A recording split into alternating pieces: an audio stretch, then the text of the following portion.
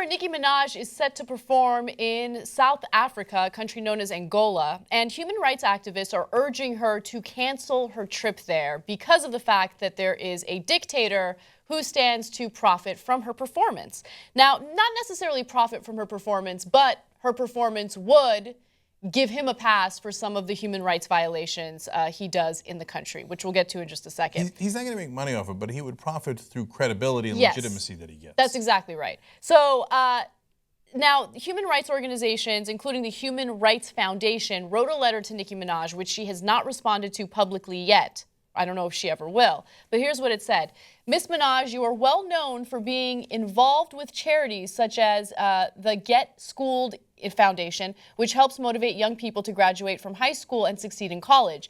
If you move forward with this performance for the dictator and his family, you will be in league with the people stealing educational resources and opportunity from young Angolans. Now, the president there is José Eduardo dos Santos, and he is a dictator. He wasn't elected into office. He's been the leader of Angola since for 36 years, so almost 4 decades. And recently, there were a group of individuals that were protesting the dictatorship there. And what they did is read from a book called Dictatorship to Democracy. Basically, you know, applauding democracy, trying to establish democracy in the country. And he didn't like that. Okay, so he went after those protesters, and he has a long history of doing that. He also has been accused of stealing the resources of the country. It's a very oil-rich country, and using it for himself and his own family while people are living in poverty there. Lots of human rights abuses that you guys should look into. There's so many that it would take all day for me to explain what's going on there. Well, he has been in power since 1979. Gee, I wonder if a dictator stole the resource of his country and redirected it into his own pocket and to help his own family. Yeah, I'm pretty sure that's exactly what went down. Yeah. But now, look, this is not our government. This is a human rights organization. They've successfully lobbied like this in the past, and good for them. Yeah, they have lobbied successfully in the past, and I don't know whether or not this pressure is going to convince Nicki Minaj to cancel her trip or her performance, but other artists who have traveled there to perform have made quite a bit of money, okay? So they get paid around $1 million to do performances there. So I wouldn't be surprised if someone decided to ignore this letter and move forward. But I do think that there are interesting double standards. And what I mean by that is, look, what's happening in Angola right now is terrible with human rights abuses.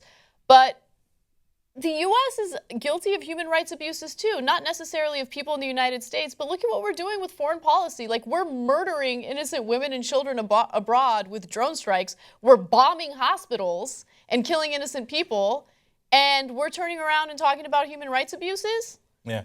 Well, you know, so that's a great point. I had Brandon Bryant, who is a drone operator, on the show for an interview just yesterday, and he explained Abdul Rahman al-Awlaki, who's a 16-year-old U.S. citizen who was going to find his dad. Now, his dad was, we think, a bad guy, and we executed him with no due process. He was also a U.S. citizen. We executed him abroad. But then we killed a 16-year-old. And I said, what do you think the chances were that it was a coincidence that we happened to kill his son in a totally different location at a totally different time? He said, with absolute certainty, it was not an accident. So we're killing 16-year-old U.S. citizens with no trial, no due process. And by the way, our guys call that mowing the grass, killing kids before they get it's disgusting. Old enough to take any action in their minds. Okay, they thought, well, since we killed his dad, he might want to take revenge on us. Let's mow the grass. Yeah. How about you don't kill his dad without due process? How about you detain him, you put him in trial, and you figure out whether or not he actually did it, and then go ahead and carry out the appropriate punishment? So now, if you went to protest Barack Obama on that and said people shouldn't perform in the U.S., you'd get laughed out of the building. They say, oh, no, it's different standards. No, we get to do it. Now, that's not to say that you shouldn't protest these dictators. You should. So, for example, the time that it worked, one of the times that it worked was when the Human Rights Foundation asked Hillary Swank why she went to Ramzan Kadyrov's palace. That's the Chechen president, and he'd been accused of torture and murder. And Hillary Swank, to her credit, was like, oh, I didn't know that. That's terrible. I'm going to donate all the money I got from that to charity, and I'm going to fire my manager, and I'm going to apologize publicly. So this public shaming sometimes does work and brings you good results. I'm glad the money went to charity.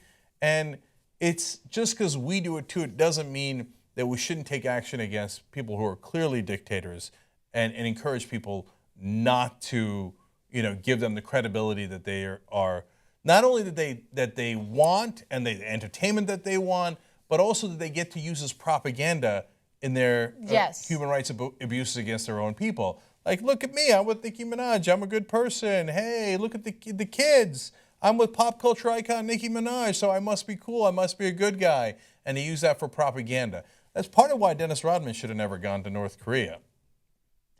Yeah, No, seriously. No, you're right. I mean, that's one of the worst dictators in the world, and there's Yeah. Dennis Rodman singing happy birthday to him. I know. It looks really bad. But just to clarify my comments really quickly, I agree that you should hold, dictators in other countries accountable, but at the same time, we need a moment of self-reflection because shit's bad in the U.S. Yes. Really bad. And there's only so much we can do about Angola. That's why I'm glad the Human Rights Foundation is doing this, because it is some small thing we could do about what's happening in Angola. But theoretically, there is something we can do about our own country. Yes. And that's action we need to take.